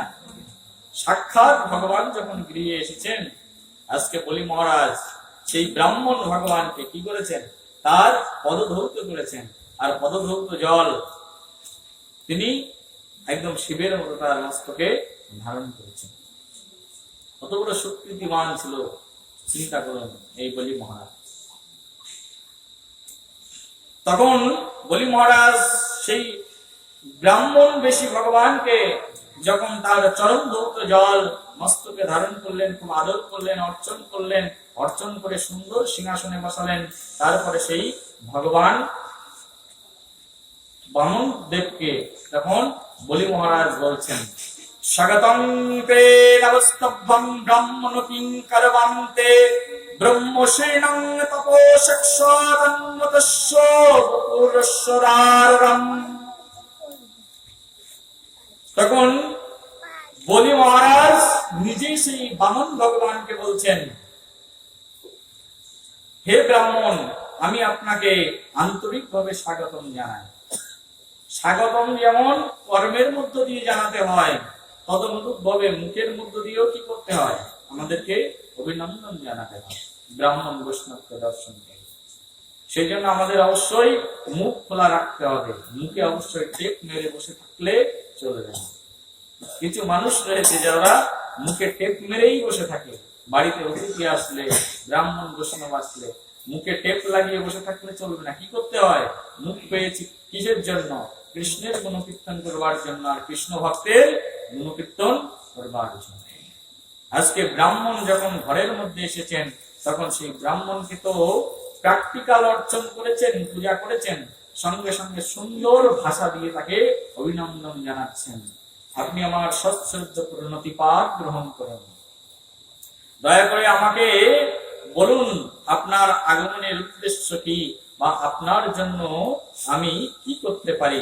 আপনাকে দেখে ব্রহ্মর্ষিদের সাক্ষাৎ মুক্তি এবং তপস্বী রূপ বলে আমার মনে হচ্ছে। কে বলছেন এই কথাগুলো? সাক্ষাৎ বলি মহারাজ বলছেন সেই বামনদেব ভগবানকে। আপনাকে দেখে মনে হচ্ছে আপনি মুক্তিমন্ত তপস্যা স্বরূপ। আপনি যেখানে এসে উপস্থিত হয়েছেন, আপনার উদ্দেশ্য কি, বা আপনার জন্য আমি কি সেবা করতে পারি, কৃপা করে আমাকে আপনি বলুন। আজকে ব্রাহ্মণ ঠাকুর বামনদেব সুন্দর একটি যজমান পেয়েছেন।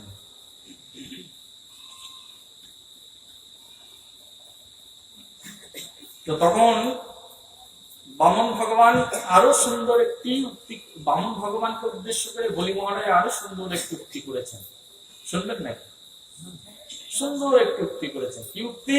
তা বলছেন, অদ্যৌ ন পিতরৌ তৃপ্তা অদ্যৌ ন পতিব্রতম কুলম অদ্যৌ সুরিষ্ট প্রতু অয়ং যত ভগবান আগত বিহান।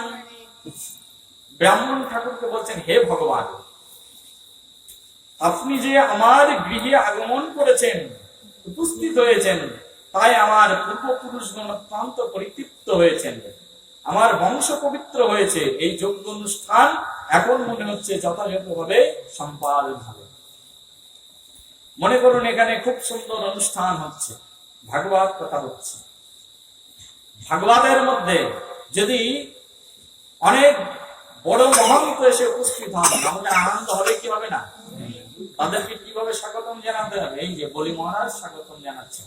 অনেক ব্রাহ্মণ রয়েছেন, শ্রেষ্ঠ শ্রেষ্ঠ ব্রাহ্মণগণ রয়েছেন, তার মধ্যে যখন আরেকজন শ্রেষ্ঠ ব্রাহ্মণ এসে উপস্থিত হয়েছেন, তখন বলি মহারাজ বলছেন যে আমার কুল পবিত্র হয়েছে আপনার আবির্ভাবের কারণে।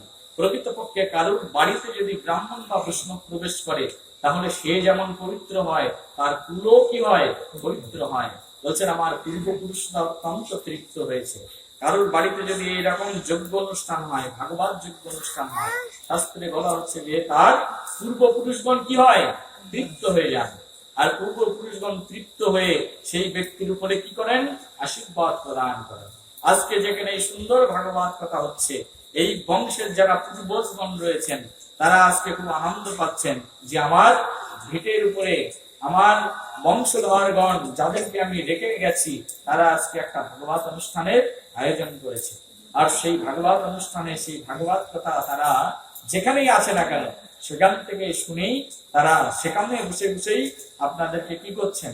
আশীর্বাদ প্রদান করছেন। সেই জন্য এখানে শাস্ত্রে বলছে, যখন সেই ব্রাহ্মণ ঠাকুর সেখানে গিয়ে প্রবেশ করলেন বামুন ভগবান, তখন বলি মহারাজ বলছেন আপনার আগমনের কারণে আমার বংশ পবিত্র হয়েছে, আমার কুল পবিত্র হয়েছে।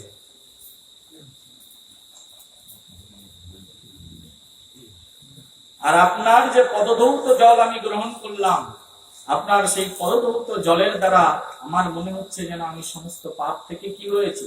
মুক্ত হয়েছি। চরণামৃত যখন আমরা গ্রহণ করি, আমাদের কি বলতে হয়? ওম অকালো মৃত্যু হরণম সর্ববেদি বিনাশনম বিষ্ণু পদদকম মহাম।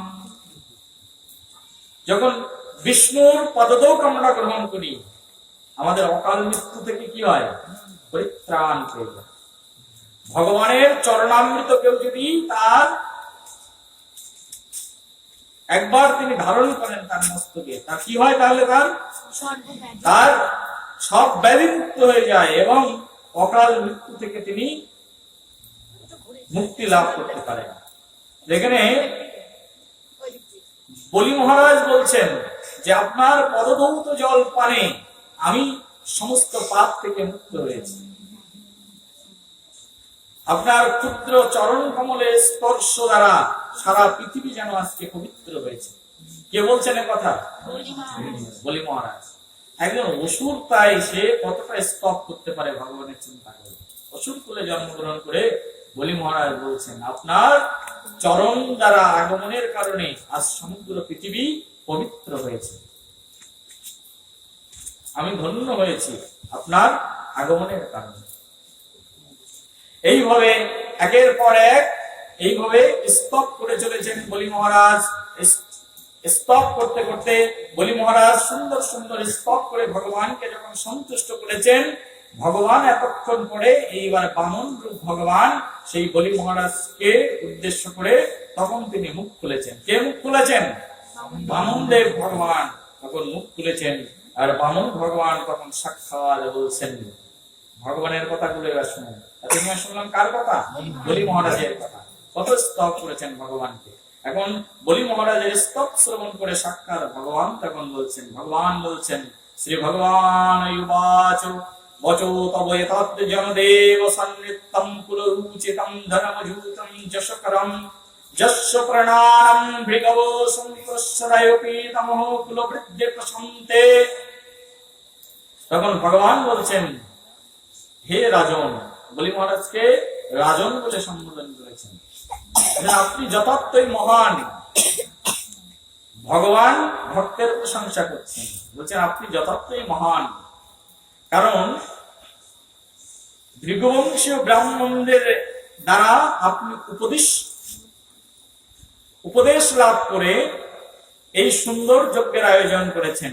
আপনার পিতামহ কুলবৃদ্ধ প্রহ্লাদ মহারাজ আপনার উপদেষ্টা। আপনার বাক্য অতি সত্য এবং ধর্মনীতির অনুকূল। আপনার এই আচরণ আপনার বংশের উপযুক্ত যশ অবশ্যই বৃদ্ধি করে। কে বলছেন কথা? ভগবান বামন দেব বলি মহারাজকে বলছেন। যে আপনার বচন সত্য এবং আপনি উপদেশ লাভ করছেন কার কাছ থেকে? আপনার উপদেশটা হচ্ছে সাক্ষাৎ প্রহ্লাদ মহারাজ, এবং আপনার উপদেশটা সাক্ষাৎ ভৃগুবংশীয় ব্রাহ্মণগণ হচ্ছে আপনার উপদেষ্টা। এবং আপনি এত সুন্দর আচরণ করছেন যে কারণে আপনার বংশের যশ অবশ্যই বৃদ্ধি পাবে। সাক্ষাৎ ভগবান তখন সেই বলি মহারাজকে এই কথা বললেন। একথা বলেই ক্ষান্ত নয়, ভগবান এইবার বলছেন, ভগবানের কথাগুলো শুনুন। ভগবান বলছেন, ন তেহস্মিন কুলে কস্মিন সত্য কৃপণম প্রমাণ প্রকত্তা প্রতিশ্রুত ভারতদেজিত্তয়ে। ভগবান বলছেন, আমি অবগত আছি এখনো পর্যন্ত আপনার বংশে কোন সংকীর্ণ মনা অথবা কৃপণ ব্যক্তি জন্মগ্রহণ করেন। এবার কাজের দিকে এগোচ্ছে। ভগবান বলছেন, আমি অবগত আছি আপনার বংশে এখনো পর্যন্ত কোন কৃপণ ব্যক্তি জন্মগ্রহণ করেননি। যিনি যাচক ব্রাহ্মণদের প্রত্যাখ্যান করেছেন অথবা প্রতিশ্রুতি দিয়ে দান করেননি, এমন কোন মানুষ আপনার বংশে এখনো পর্যন্ত জন্মগ্রহণ করেননি। ভগবান সাক্ষাৎ বলছেন। তারপরে ভগবান বলছেন, হে বলি মহারাজ, আপনার বংশে কখনো এমন কোন সংকীর্ণ রাজার জন্ম হয়নি যিনি তীর্থস্থানে ব্রাহ্মণদের প্রতিত্ব বস্তু দান করতে প্রত্যাখ্যান করেছেন। যুদ্ধক্ষেত্রে যুদ্ধ করতে করতে পলায়ন করেছেন, এমন কোন ব্যক্তি আপনার বংশে কখনো এখনো পর্যন্ত জন্মগ্রহণ করেনি। আপনার বংশে এমন যশস্বী রাজারা জন্মগ্রহণ করেছেন যারা এখনো পর্যন্ত আকাশে চন্দ্রের মতো শোভাবর্ধন করছেন, যেমন হচ্ছেন আপনার পিতামহ প্রহ্লাদ মহারাজ। কে বলছে কথা? সাক্ষাৎ ভগবান আজকে বলি মহারাজকে এই কথা শোনাচ্ছেন যে আপনার এত যশ রয়েছে, এত খ্যাতি রয়েছে। তারপরে ভগবান বলছেন যে আপনার বংশে হিরণ্যকের জন্ম হয়েছিল। কার জন্ম হয়েছিল? ভগবান বামনদের বলছেন, বলি মহারাজকে আপনার বংশে হিরণ্যকের জন্ম হয়েছে। আর যিনি কারোর সহায়তা ব্যতীত একাকী যুদ্ধ করেছেন গদা হাতে নিয়ে, হিরণ্যক কার সঙ্গে যুদ্ধ করেছেন? সাক্ষাৎ ভগবানের সঙ্গে যুদ্ধ করেছেন। সেই ভগবান হিরণ্যকের প্রশংসা করছেন। তাই গৌর প্রেমানন্দে হিরণ্যকের প্রশংসা করছেন সাক্ষাৎ ভগবান। বলছেন যে হিরণ্যক যে যুদ্ধ করেছিল এ তো বলি মহারাজ জানেন না কিভাবে যুদ্ধ করেছিল। যিনি যুদ্ধ করেছেন যার সঙ্গে তিনিই জানেন, এই কথা আর অন্য কেউ কিন্তু জানেন না। হিরণ্যকের সঙ্গে ভগবানের এমন যুদ্ধ হয়েছে সে শুধু ভগবানই জানেন। আর সেই ভগবান যিনি দাঁড়িয়ে দাঁড়িয়ে যুদ্ধ দেখেছেন তিনি আজকে সেই যুদ্ধার বর্ণনা করছেন। তিনি বলছেন, আপনার বংশজ পূর্বজ হিরণ্যক যখন ভগবানের সঙ্গে যুদ্ধ করেছিল, বিষ্ণুর সঙ্গে যুদ্ধ করেছিল, কেবল গদা নিয়ে তিনি দিক বিদিক জয় করেছিলেন। একটা গদা নিয়ে বলছিলেন সমগ্র পৃথিবী পর্যটন করেছিলেন, কিন্তু তার সত্ত্বেও তিনি কোনো প্রতিদ্বন্দ্বী খুঁজে পাননি। আর যখন তিনি কোনো প্রতিদ্বন্দ্বী খুঁজে পাননি তখন সাক্ষাৎ বিষ্ণুর সঙ্গে বিশাল যুদ্ধ করেছেন। দীর্ঘদিন যুদ্ধ করে বিষ্ণুকে তাকে হারাতে হয়েছে। কত বড় যোদ্ধা ছিল তাহলে আপনার বংশকে চিন্তা করে প্রশংসা করে যাচ্ছে। কারোর কাছ থেকে কোনো কিছু আদায় করতে গেলে প্রথমে তার প্রশংসা দিয়ে তাকে কি করতে হয়? আর মন জয় করতে হয়। আজকে ভগবান নিজে ব্রাহ্মণ বেশে এসেছেন, এসে প্রশংসা করে যাচ্ছেন। আর এই পৃথিবীতে এমন কোন মানুষ আছে যে প্রশংসা শুনতে পছন্দ করে না? হ্যাঁ, সবাই প্রশংসা শুনতে খুব পছন্দ করে। এখন যদি বলা হয়, Pandit ji, you are a very wonderful person. Your heart is very purified. Your every speech is beautiful. I have lost my heart by your impression. কথা যদি পন্ডিত জিকে বলা হয় কি যে আনন্দ হৃদয়ে পাবে কি পাবে না? অবশ্যই হৃদয়ের মধ্যে কিছু না কিছু আনন্দ পাবে। যেরকম এই পৃথিবীর কোন মানুষকে যদি জয় করতে হয়, হৃদয় জয় করতে গেলে তার প্রথম পন্থা হচ্ছে কথা দিয়ে তার হৃদয়ের মধ্যে ঢুকতে হবে, অর্থাৎ তার প্রশংসা আগে করতে হবে। যদি আপনি এখন মনে করেন কোন স্ত্রীকে সন্তুষ্ট করবেন, শুধু বলবেন যে your face is so beautiful.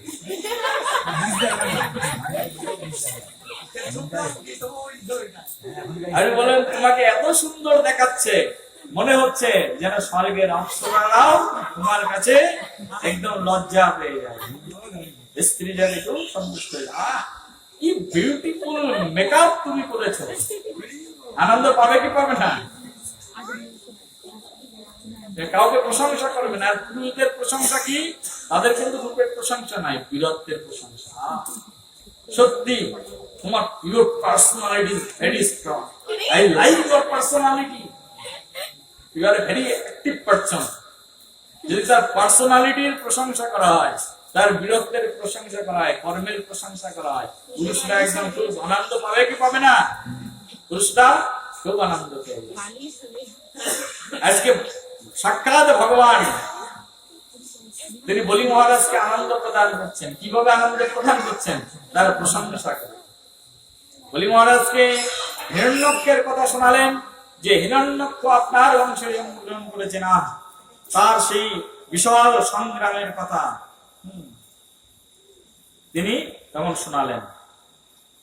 তারপরে হিরণ্যকের কথা তো শোনালেন, তারপরে বলছেন হিরণ্যকের মৃত্যুর পরে তার ভ্রাতা হিরণ্যকশিপু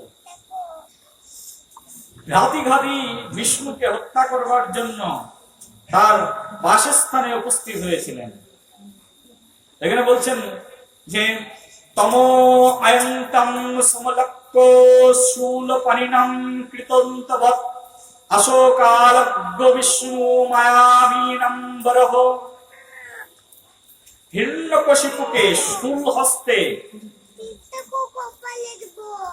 কৃতান্তের মতো আসতে দেখে মায়াবাদীদের প্রধান এবং কালোচিত বক্তব্য বিষয় অভিজ্ঞ বিষ্ণু একেবারে চিন্তাগ্রস্ত হয়ে পড়েছিলেন।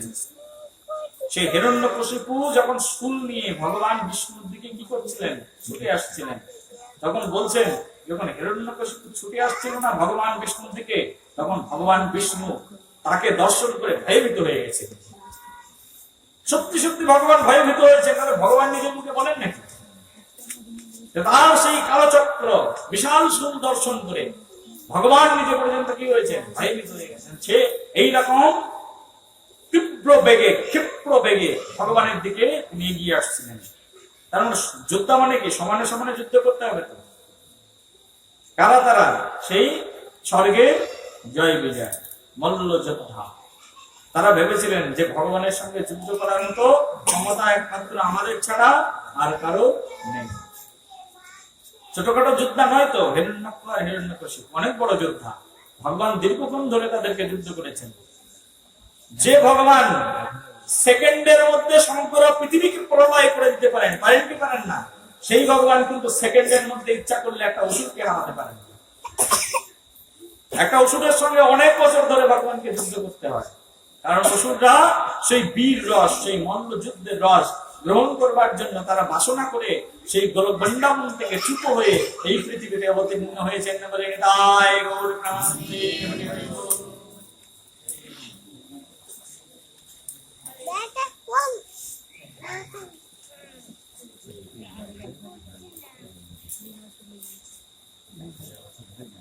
এবার ভগবান বামনদেব বলছেন, হে দত্তরাজ, ভগবান বিষ্ণু এইভাবে নির্ণয় করে তীব্র বেগে তার প্রতি ধাবমান শক্তি হিরণ্যকশিপুর শরীরের ভিতরে প্রবেশ করেছিলেন। উদ্বিগ্ন চিত্ত ভগবান বিষ্ণু অচিন্ত এক সূক্ষ্ম শরীর ধারণ করে হিরণ্যকশিপুর শ্বাসকে তিনি রুদ্ধ করেছিলেন এবং বাইরে থেকে তাকে হত্যা করেছিলেন। কত বড় যোদ্ধা ছিল! তোমার কুলেরই হিরণ্যকশিপু তাহলে চিন্তা করে। এই কথা কিন্তু কেউ জানেন না। জানেন কি? যদি ভগবান নিজের মুখে না বলতেন কেউ জানতেন না যে ভগবান কিভাবে হিরণ্যকশিপুকে হত্যা করেছেন। আমরা দেখি যে হিরণ্যকশিপুকে ভগবান নৃসিংহদেব কি করেছেন, একদম উদার বেদীর্ণ করে দিয়েছেন, শিলাকণ্ঠ মাথালয় করেছেন না করেননি? কিন্তু ভগবান নিজের মুখ দিয়ে বামন ভগবান বলছেন। বামন ভগবান আগের লীলায় কে ছিলেন না? তিনি নরসিংহ রূপ ভগবান ছিলেন। আর সেই নরসিংহ ভগবান এই লীলাতে তিনি বামন ভগবান রূপে এসেছেন। আর সাক্ষাৎ বামন ভগবান বলছেন যিনি দেখেছেন চোখে, তিনি যতটা বর্ণনা করে বলতে পারবেন, অন্য কি কেউ পারবে সেই কথা বলতে? ভগবান ঢুকেছেন, কিভাবে ঢুকেছেন? হিরণ্যকশিপুর হৃদয়ের মধ্যে ঢুকেছেন, ঢুকে তার শ্বাসরোধ করে দিয়েছে, তারপরে বাইরে থেকে তাকে চিরে ফেলেছে। আচ্ছা, এত বড় যোদ্ধা ছিল কে? সেই হিরণ্যকশিপু। এইভাবে হিরণ্যকশিপুরও প্রশংসা করলেন। ভগবান শত্রুকে মেরেছেন, কিন্তু তার প্রশংসা কিন্তু তিনি অন্য লীলাতে এসে খুব সুন্দর ভাবে করছেন। দেখুন ভগবান কেমন, তিনি সকলের প্রতি সমদর্শী। তিনি আজকে সেই প্রশংসা করছেন যে হিরণ্যকশিপুকে তিনি কিভাবে মেরেছিলেন। হিরণ্যকশিপু কত বড় যোদ্ধা আছে। এইভাবে হিরণ্যকশিপুর কথা অনেক সুন্দর সুন্দর কথা তিনি বলেছেন। তারপরে তিনি প্রহ্লাদ মহারাজের কথা বলছেন যে তোমার কুলে জন্মগ্রহণ করেছে প্রহ্লাদ, আর প্রহ্লাদের পুত্র হচ্ছে কে? বিরোচন, আর বিরোচনের পুত্র বলি মহারাজ। তো বলছেন প্রহ্লাদ কত বড় দানবীর ছিল, প্রহ্লাদ কত বড় ভক্ত ছিল, যে প্রহ্লাদ তিনি সাক্ষাৎ ভগবান বিষ্ণুর উপাসক ছিলেন, সাক্ষাৎ কৃষ্ণের উপাসক ছিলেন। তিনি কখনো কোনো দিনের জন্য দান করাই কুণ্ঠাবোধ করেন। সে তো তোমার কুলের লোক, কে? প্রহ্লাদ। বলি মহারাজকে বলছেন তোমার কুলের প্রহ্লাদ, তিনি কখনো দান করতে কুণ্ঠাবোধ করেননি। তিনি এমন ভক্ত ছিলেন, ব্রাহ্মণ বৈষ্ণবদের চরণে সদা সর্বক্ষণ তিনি লুটিয়ে থাকতেন। তার জীবনটা অর্পিত ছিল ব্রাহ্মণ বৈষ্ণবের চরণে। তিনি এমন বড় মহান ভক্ত ছিল, যার কথা কীর্তন করতে করতে যদি সারাদিন কীর্তন করা হয়, যদি সমস্ত জীবন ধরে কীর্তন করা হয়, তাহলে তার কথা কীর্তন করে শেষ করা যাবে না। প্রহ্লাদ মহারাজকে এইরকম ঊর্ধ্বে তুলেছেন। তারপরে বলছেন তোমার পিতা বিরোচন, আর তোমার পিতা যে বিরোচন, তিনি অত্যন্ত ব্রাহ্মণ ভক্ত ছিলেন। বিরোচনের কাছে দেবতারা ব্রাহ্মণ বেশ ধারণ করে এসেছিলেন, আর ব্রাহ্মণের বেশ ধারণ করে কারা এসেছিলেন বিরোচনের কাছে? দেবতারা। দেবতারা এসেছেন। যে বলি মহারাজের পিতা নাম কি বললাম? বিরোচন। বিরোচনের কাছে দেবতারা এসেছেন ব্রাহ্মণের বেশ ধারণ করে, আর এসে বলছেন যে আমি তোমার আয়ু নিতে চাই।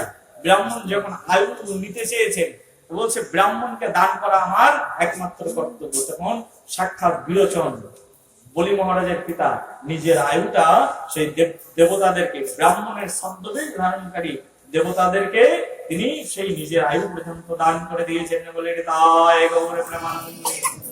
আর সেই বিরোচনের পুত্র হচ্ছে তুমি বলি মহারাজ। কি প্রশংসা, চিন্তা করো।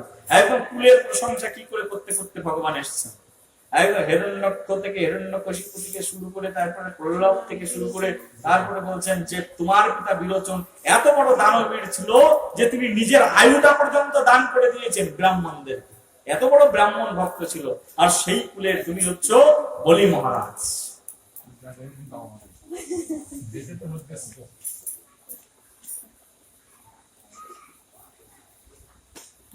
আর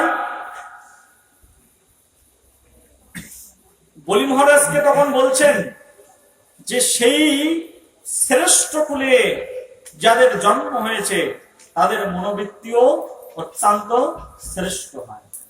শ্রেষ্ঠ কুলে যারা জন্মগ্রহণ করে তাদের মনোবৃত্তি কখনো সংকীর্ণ মনে হয় না।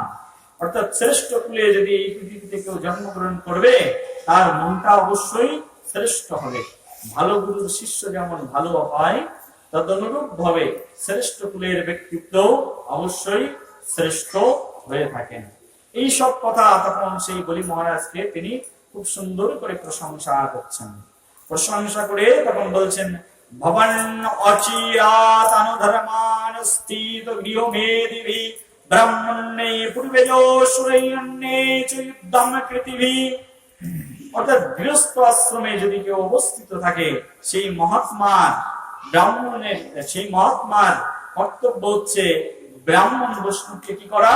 কিছু না কিছু অবশ্যই দান করা। যদি কেউ গৃহস্থ আশ্রমে থেকে থাকে, তাদের কর্তব্য হচ্ছে ব্রাহ্মণ এবং বৈষ্ণবদেরকে কিছু না কিছু অবশ্যই দান করবেন। আর হে বলি মহারাজ, আপনি তো এমন কুলে জন্মগ্রহণ করেছেন, আপনি তো শুধু গৃহস্থ নন, আপনি হচ্ছেন শশাগড়া স্বর্গের রাজা। আপনি পৃথিবীর রাজা শুধু নন, আপনি কোথাকার রাজা? আপনি হচ্ছেন স্বর্গের রাজা।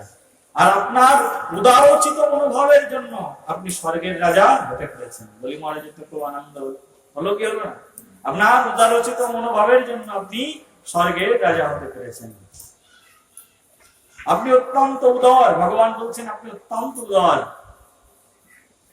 আপনি ইচ্ছা করলেই পৃথিবীতে বিচরণ করতে পারেন, আবার ইচ্ছা করলেই আপনি স্বর্গলোকে উন্নীত হতে পারেন। আপনি অত্যন্ত পণ্ডিত, বেদজ্ঞ ব্রাহ্মণ, ব্রাহ্মণদের দ্বারা আপনি উপদেশ লাভ করেছেন। অর্থাৎ আপনি অন্যায়কারীদেরকে প্রচুর শাস্তি প্রদান করে থাকেন, শরণাগত ব্যক্তিকে কিন্তু আপনি আবার অভয় প্রদান করেন। সব বলে দিচ্ছেন, যেহেতু বামনদের কি শরণাগত, ভগবানের তো ভয় রয়েছে। ভগবান বলছেন যে শরণাগত ব্যক্তিকে আপনি উদ্ধার করে থাকেন।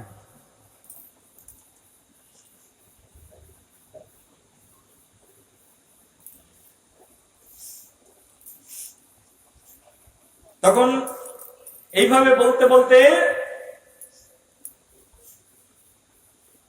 তখন সেই বামন ভগবান শেষে বলছেন, ন অন্নতোতে কামে রাজন বদন্নাথ জগদীশ্বরে নয়েন প্রপন্নতি বৈ বিদ্যান জগত যত্ত প্রতিগ্রহ। ভগবান এত কথা বর্ণনা করতে করতে ভগবান এখন বলছেন, হে রাজন, হে জগৎপতি, আপনি যদিও অত্যন্ত উদার এবং আমি যত ইচ্ছা ভূমি আপনার কাছে প্রার্থনা করতে পারি, তবু আমি প্রয়োজনের অতিরিক্ত কিছু আপনার কাছে চাইব না। ভগবান এবার এত সময় পরে পথে এসেছে, মূল কথা বলছেন, আমি প্রয়োজনের অতিরিক্ত আপনার কাছে কিছুই চাইব না। বিদ্বান ব্রাহ্মণ যদি কেবল তার নিজের প্রয়োজন অনুসারে অন্যদের কাছ থেকে কিছু দান ভিক্ষা করেন, তাহলে তার কোনো পাপ হয় না। যদি প্রয়োজনের অতিরিক্ত কোনো কিছু আমরা সংগ্রহ করি, তাহলে সেটা অবশ্যই কি পাপ। আমাদের যতটুকু প্রয়োজন ততটুকুই আমাদের কি করতে হবে? সংগ্রহ করতে হবে। আর প্রয়োজনের বেশি যদি আমরা সংগ্রহ করে রাখি, সেটাকে বলা হয়েছে পাপ, ভাগবত শাস্ত্রে বলছে। কিন্তু এসব কথা আমাদের শুনতে এখন নিশ্চয়ই ভালো লাগবে না। লাগবে কি? যদি বলা হয় প্রয়োজনের অতিরিক্ত বেশি সঞ্চয় করবে না, এটা শুনলেই আমাদের তখন মনে হবে সাধুকে তাড়াও, সাধুকে তাড়াও, না হলে গ্রাম বাজবে না। ভাগবত শাস্ত্র বলছেন যে প্রয়োজনের অতিরিক্ত আমাদের বেশি কিছু গ্রহণ করা উচিত না। যতটুকু দরকার ততটুকুই তুমি শুধুমাত্র গ্রহণ করো। তখন সেই ব্রাহ্মণ বেশে ভগবান বলছেন বলি মহারাজকে, আমি আপনার কাছে ভূমি দান চাই, কিন্তু আমার যতটুকু দরকার ততটুকু ভূমি আমি চাই, বেশি কিছু আপনার কাছে চাই না। এই কথা শ্রবণ করে তখন বলি মহারাজ বলছেন, কতটুকু ভূমি তুমি চাও? বলছে, আমার দাঁড়ানোর জন্য যতটুকু ভূমি দরকার ততটুকু ভূমি আমি শুধুমাত্র চাই, আপনার কাছে ভিক্ষা করতে এসেছি। তখন এই কথা শ্রবণ করে তখন বলি মহারাজ বলছেন, এত সময় ভগবান বললেন, এবার বলি মহারাজ বলছেন, কি বলছেন? শ্রী বলির উবাচ, সাক্ষাৎ বলি মহারাজ বলছেন, অহো ব্রহ্মণোদায়দ বচোদে সংগতাত্তম বলবালি সুমতি স্বয়র্থম প্রীতয়ো বুধা যথা। তখন বলি মহারাজ বলছেন, হে বালক, ভগবানকে কি বলে সম্বোধন করেছেন? এবার বালক। এত সময় ধরে খুব সম্মান করছিলেন, কিন্তু নির্বোধের মতো কথা যেই বলেছেন সেই বলছেন, আরে বালক, তোমার উপদেশ তো অত্যন্ত বিজ্ঞ লোকের মতো, তোমার কথাবার্তাটা সব বিজ্ঞ মানুষের মতো, মনে হচ্ছে তোমার কথাবার্তায় তুমি একজন প্রবীণ, তুমি একটা বৃদ্ধ মানুষ, কিন্তু তোমার বালক বুদ্ধি যে এখনো পর্যন্ত রয়েছে তুমি সেটা নিজেই জানো না। বলি মহারাজ বলছেন যে তোমার কথাবার্তা শুনে মনে হচ্ছে তুমি বৃদ্ধ মানুষের মতো, অনেক পরিণত হয়েছে, কিন্তু তোমার যে এখনো বালক বুদ্ধি রয়েছে সেটা তুমি এখন নিজেই কিন্তু জানো না। তাই তুমি এমন ক্ষুদ্র বস্তু একজন রাজার কাছে তুমি প্রার্থনা করেছেন, তাই গৌর প্রেমানন্দে এমন ক্ষুদ্র বস্তু কেউ রাজার কাছে প্রার্থনা করে? যে তুমি কথাবার্তায় বিদ্বান ঠিক, দেখে তোমাকে বুদ্ধিমান মনে হচ্ছে, কিন্তু